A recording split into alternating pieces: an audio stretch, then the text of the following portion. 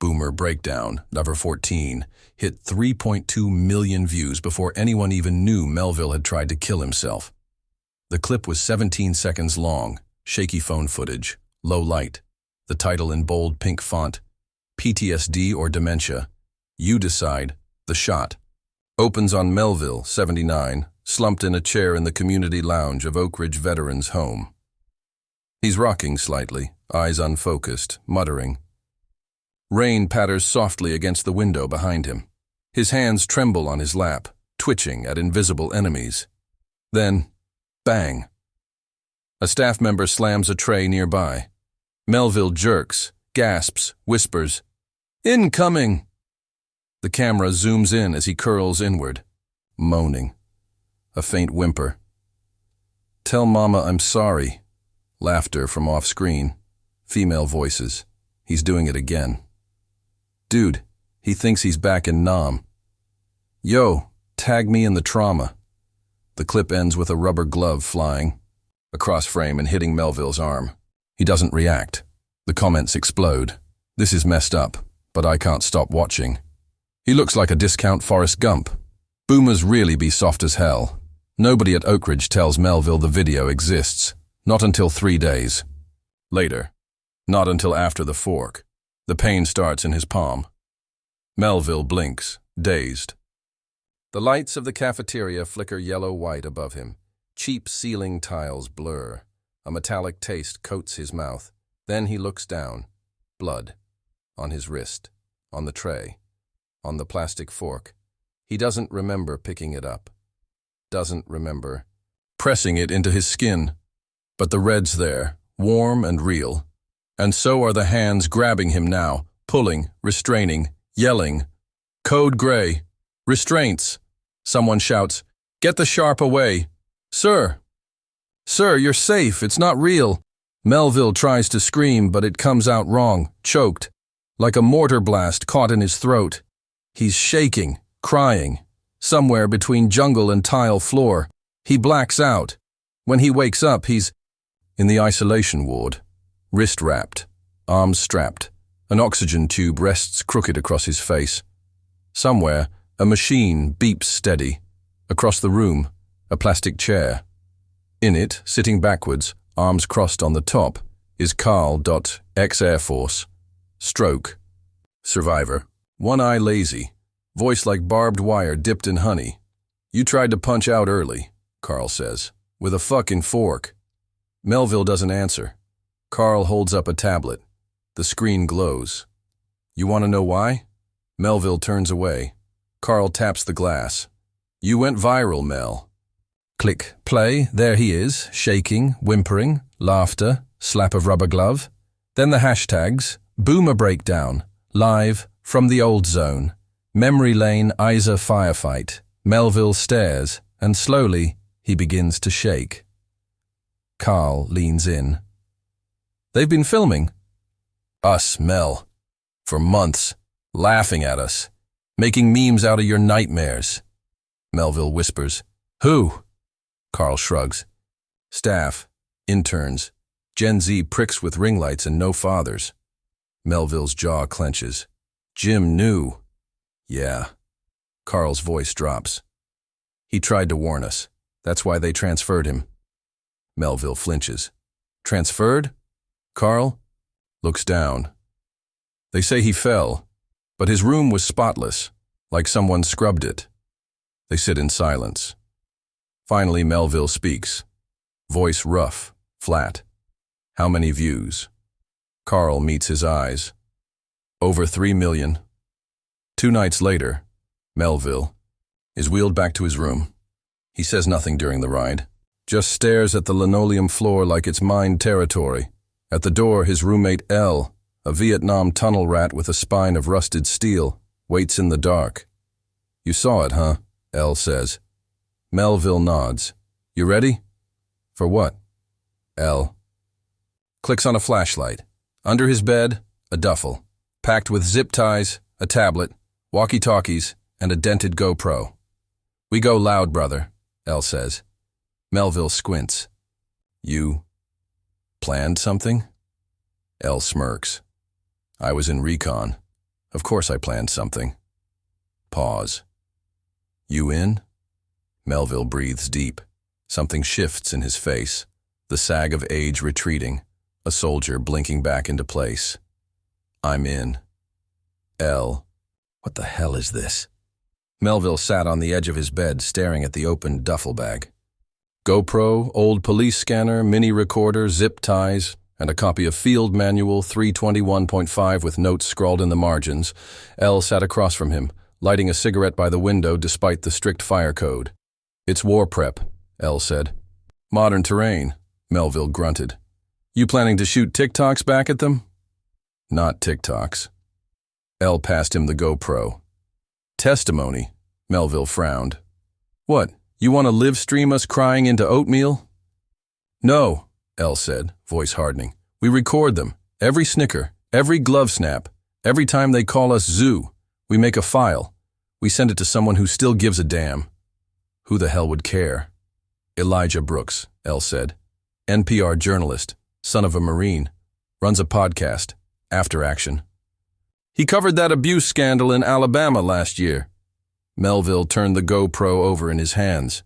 You think he'll believe us? L's eyes narrowed. You think he won't when we show him what they did to Jim? Silence. Melville looked away. I don't want to see Jim like that.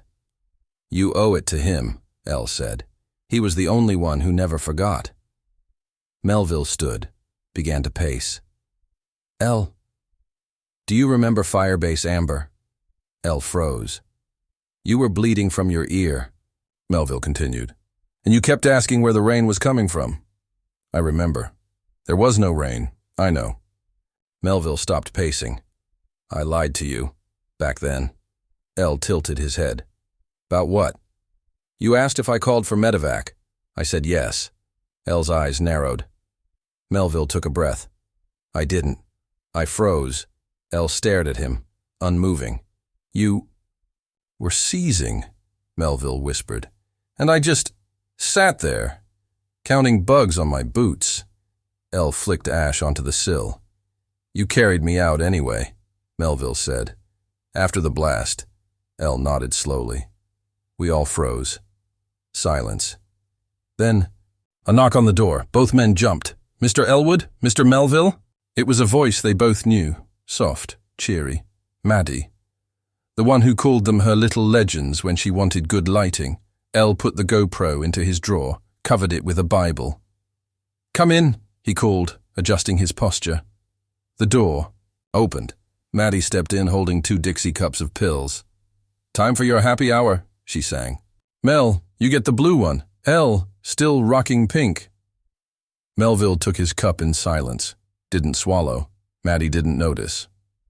Listen, I heard you had a rough spell this week, she said, kneeling in front of Mel. I want you to know, we're all here for you. Melville stared at her. Is that why you filmed it? She blinked. What? You heard me.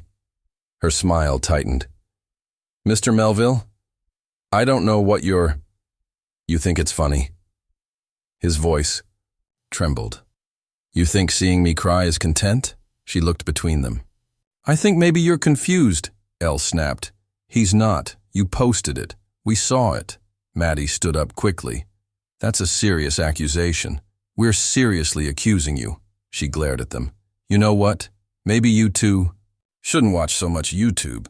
That shit melts what's left of your brains. She turned on her heel, slammed the door. Elle exhaled. That didn't go great. She knows, Melville said. Now she's watching us. We watch her. Back, Elle replied. Let's start tonight. Later that night, Carl rolled into the room. You clowns know they've got a camera in the fish tank? Elle smirked. I put a sock over it an hour ago. Carl grinned, dropped a manila envelope on the table. Printed transcripts from their staff Slack. One of the orderlies left his account open. Melville opened it, read aloud. Old man did the napalm scream again during pudding. Fucking boomer opera. Maddie says we can hit 10K followers if we live stream his next. Fit. Silence. Elle's jaw tightened. They're hunting trauma for clout. Carl pulled a flask from his coat. "To Jim," he muttered, raising it. Melville shook his head. "No, not yet. We honor him after." Elle tapped the Bible drawer. "Then we collect enough ammo to burn this place to the ground, metaphorically." Carl raised a brow. "Metaphorically's optional." "You sure this thing's on?" "It's blinking red," Elle said, holding up the button-sized camera. "That means it's watching," Carl grunted, chewing on the corner of his oxygen tube. "In Vietnam, blinking red meant you were about to be shot." Melville adjusted the cross above the nurse's station doorframe. Inside it, a micro-camera, nestled behind the figure of Christ. "Let's hope the Lord still sees everything," he muttered. They deployed 4 cameras in one night, one in the chapel, disguised behind a hymnal, one in the TV room, taped beneath the Wheel of Fortune board, one in the med closet, hidden inside a box of adult diapers, and one in the staff break room, smuggled in taped to Elle's back during his routine fall. That was not routine, Carl muttered as they helped Elle off the floor. "I committed to the role," Elle groaned. "That tile is hard." Back in Melville's room, they huddled around the cracked tablet as footage streamed in, grainy and green. Maddie appeared first. She sat on the counter in the break room, scrolling on her phone. Next to her, Cade, the night orderly, mid-20s, all tattoos, and a vape pen. "You see these comments?" she asked. Cade puffed smoke. "Which one?" She turned her screen to him. He laughed. "Old dude should have died in Saigon? Damn. Cold," Maddie smirked. "They love Carl. Say he looks like a traumatized Santa Claus." Carl, watching, clenched his fists. "Wait," Elle whispered, pointing. "What's that folder?" On the screen, Maddie opened a locked file on her phone. The label: Gen Z Care Club. She flipped through thumbnails, dozens of short videos, all shot inside Oak Ridge. Carl gagged. "Is that me? On the toilet?" Melville stared. "She recorded in the bathroom." Elle's eyes narrowed. "This is more than bullying." "It's a fucking operation," Carl muttered. "She's running a channel." Maddie swiped to another video, labeled JimSings.mp4. They all leaned forward. Jim's face appeared. Mouth slack, singing through tears in a hospital bed. A voice off camera giggled. "Boomer karaoke."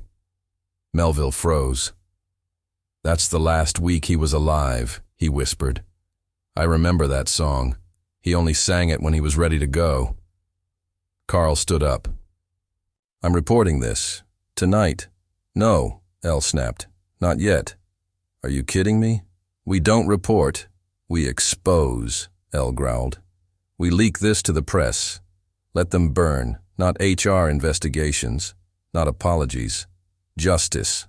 Carl shook his head. "You sound like a goddamn insurgent." "We're old men," Elle said. "This is all we have left. Let us choose how we go down," Melville broke in. "Where's Frank?" They looked around. Carl blinked. He was on camera duty for the rec room. "Didn't check in," Elle muttered. "Said he'd be back by dinner." Melville tapped the screen, flipping to cam 3, the TV room. Nothing but a rolling wheelchair and a static-filled screen. Carl frowned. "That's not right."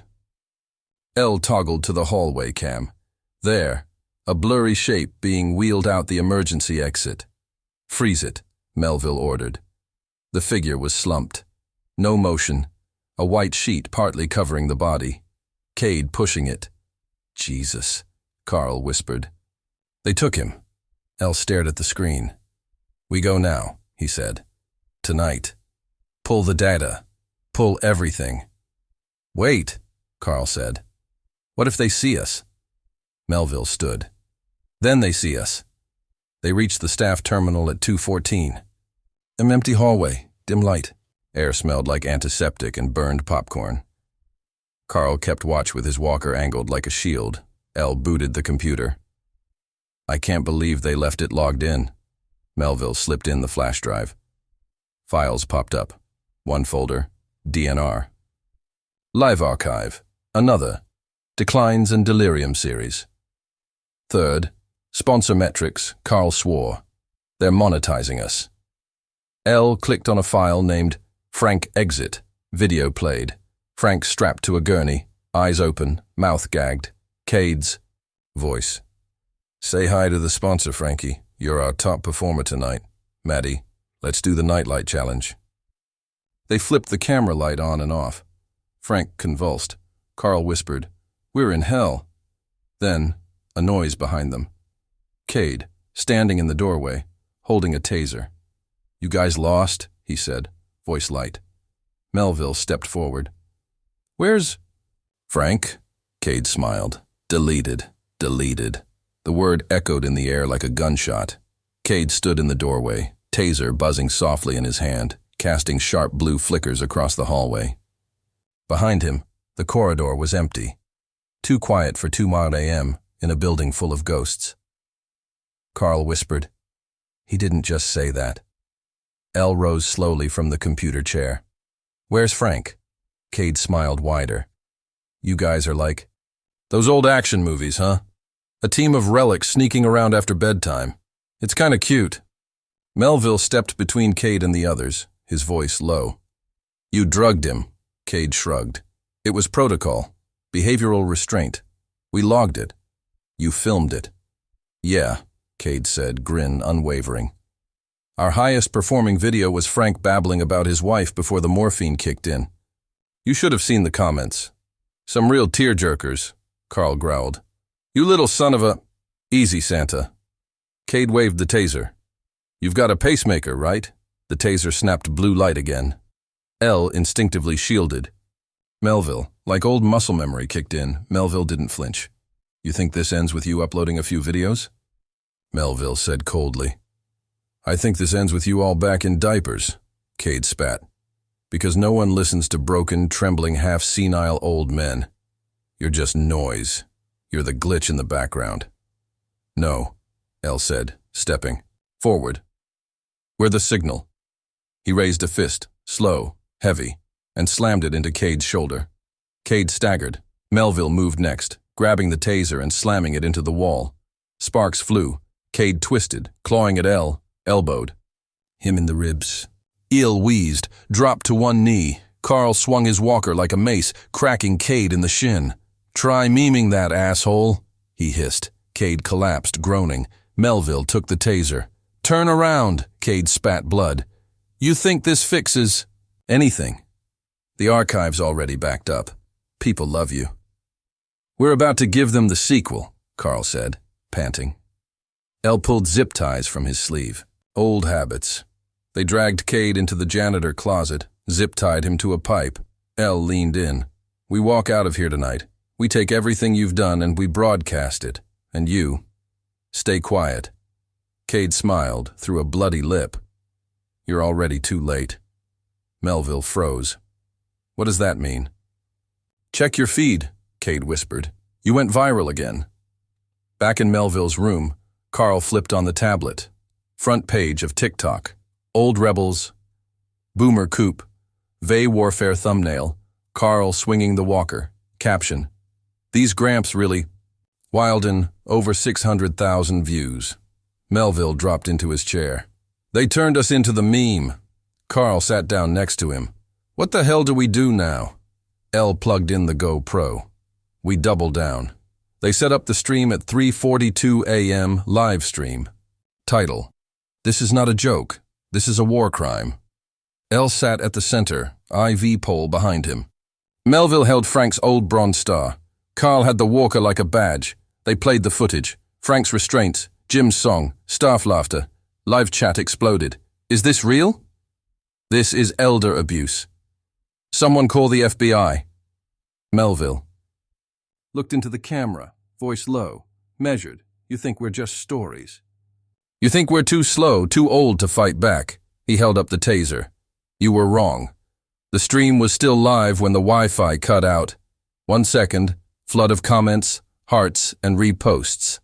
Next second, black screen, frozen feed. No connection." Carl slammed the table. "They shut it down." Melville stood, pacing. "That was too fast. They had access, admin level. L checked his watch. 12 minutes. Enough time for screen grabs, reposts. Someone saw it. Carl exhaled. So what? They'll say it was fake, deep fake, performance art. Melville looked toward the door. We need the physical backups. L frowned. They were in the GoPro. Bag. Where's the GoPro? They turned. The bag was gone. So was Carl's walker, L. Melville whispered. Where's Carl? Silence. Then L growled. No, he wouldn't. They found Carl in the staff kitchen. He was standing at the industrial microwave, feeding the GoPro into it. Melville lunged. Don't! Too late. Beep, beep. Zap. Sparks exploded.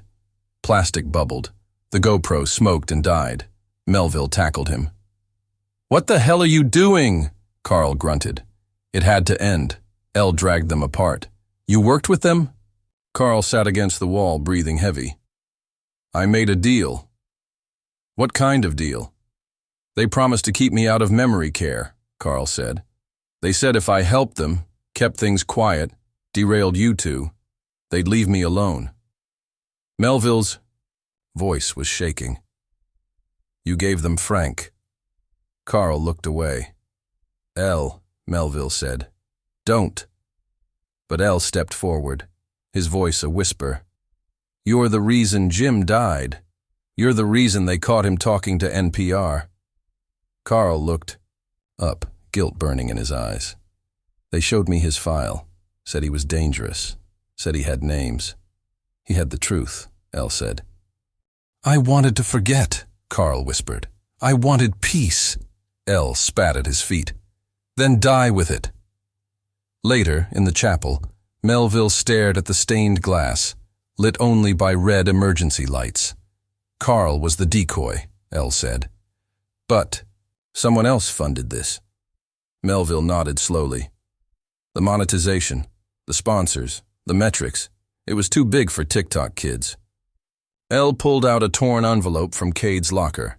Return address, Arc Biobehavioral Systems, LLC, New York. Melville blinked.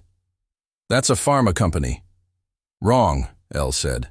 They're military contractors, subdivision of health tech. Experimental AI-driven senior care and psychological metrics gathering. You're saying they hired them to provoke trauma? To study it, in real time, monetize it, weaponize it. Melville leaned against the pew. So, we weren't just victims. We were data. L nodded. And Cade, Maddie, they were paid streamers, influencers on a payroll. Melville whispered. And Frank, L swallowed. They overdosed him, on purpose. Wanted to see how far they could push it. Suddenly, banging. Front doors flew open. 2 men in suits, clean cut, government badge necklaces flashing. Mr. Elwood, Mr. Melville. They raised their hands. We're from the Department of Veteran Affairs. Melville frowned. Took you long enough. We're not here to arrest anyone, one said. We're here to clean up. Behind them, black van. No windows, L whispered. That's not VA. Melville stepped forward. Who sent you? The man smiled. You know the name. You just never said it out loud. L backed up. Get ready to run. Melville pulled the taser from his sleeve. No more running, he said. Let's finish this. Hay didn't run. Melville and L stood in the chapel, bathed in red light, facing the 2 men from the van. Clean-shaven, earpieces, government smiles. Too smooth. You're trespassing, L said. This is a veteran facility. We own this facility, the taller one replied. Oak Ridge was acquired by Arc Bio Holdings in Q3 of 2021. Melville blinked. You bought the home? The second man nodded. With the department's blessing. You signed the release form last year, remember? L laughed. You slipped it in with our meds paperwork. The man smiled. Efficiency. Melville stepped forward. You tortured us. We monitored you, carefully, for trauma, for data. The taller man stepped closer. Tell me, Mr. Melville, did you ever wonder why Frank got louder near the end? Why Jim suddenly started singing? Melville frowned. We stimulated memory, the man said, using audio cues, lighting, emotional provocation, controlled. Instability, you drugged us. We optimized your signal, Elle shouted. You killed Frank. He signed a waiver. Every test was legal. Melville whispered, Why? The second man leaned in. To teach AI what regret looks like. Elle paled. What? Guilt, trauma, suffering. Your emotional responses feed synthetic empathy models. Melville's hands clenched. You're training machines, using our pain. Machines that will help future soldiers cope. Maybe even avoid war entirely. Melville shook. And if we had died on camera? Then we'd have called it a tragedy and moved on. Silence. Then Elle said, There's one more feed you missed. The men froze. What feed? Elle smirked. We left a phone recording in the chapel, live streaming since 3 a.m. satellite tether. The taller man cursed. Where? Right. Elle tapped the stained glass. There. A red LED blinked faintly behind the eye of St. Michael, tens of thousands watching. All of it. The suits drew back. You'll be prosecuted. Good, Melville said. Make it public. 1 week later, national news, congressional hearings. Shutdown orders. TikTok deletes the Tonner Boomer Breakdown hashtag. ArcBio issues a press release. We were misled by subcontractors. They aren't believed. Maddie testifies in exchange for immunity. Cade disappears. Carl is transferred to psych care. Oak Ridge is shut down. The survivors are moved to a new open facility. One afternoon, Elle wheels up beside Melville, who's sitting under a tree. No medals this time, Elle says. Melville nods. No flag. Still feel like we lost? Melville looks out at the sky. Not this time. Elle holds up a phone. A podcast plays. Elijah Brooks. This episode, Viral Wounds. The men who turned surveillance into justice. They listen in. Silence. And then, quietly, Melville says, She saw the video. Elle turns. Who? My granddaughter. Said, Grandpa, I didn't know you were still fighting. Elle smiles. What did you say? Melville looks down. I told her, I didn't. No either.